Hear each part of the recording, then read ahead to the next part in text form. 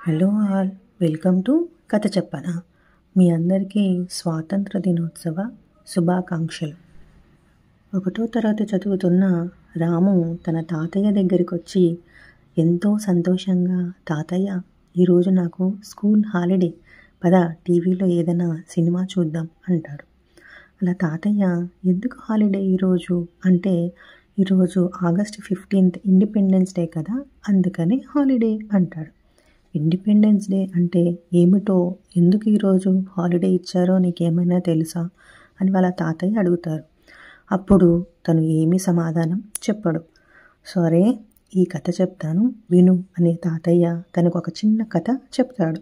స్వాతంత్ర సమరయోధుడైన భగత్ సింగ్కి జెండా అంటే చాలా ఇష్టం.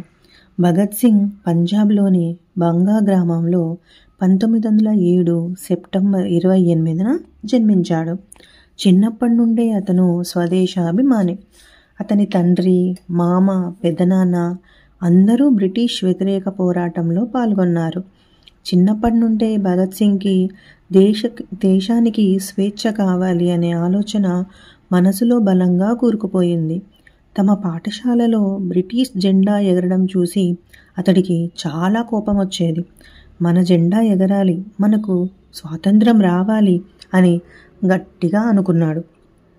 1919లో జరిగిన జలియన్ వాలాబాగ్ మారణకాండ గురించి విన్నాడు.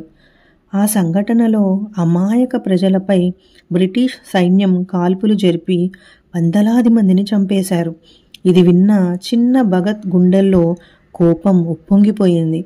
తోటలో ఒక మూలలో నేల తవ్వి అందులో ఒక చిన్న కుండలో స్వాతంత్రం అని కాగితం మీద రాసి పాతిపెట్టాడు.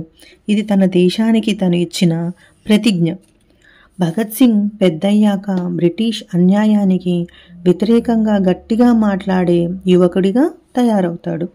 1928లో లాలా లజపత్ రాయ్ గారిపై లాఠీదాడి జరిపి ఆయన మరణానికి కారణమైన బ్రిటిష్ అధికారిని శిక్షించాడు. భగత్ సింగ్ను జైల్లో కూడా పెట్టారు. అయినా అక్కడ నిస్సహాయంగా ఆయన కూర్చోక ఖైదీల హక్కుల కోసం ఉపవాస దీక్ష చేపట్టాడు. చివరికి 1931 మార్చి 23న కేవలం 23 సంవత్సరాల వయస్సులో భగత్ సింగ్ తన స్నేహితులు రాజ్గురు, సుఖదేవులతో కలిసి ఉరితీయబడ్డాడు.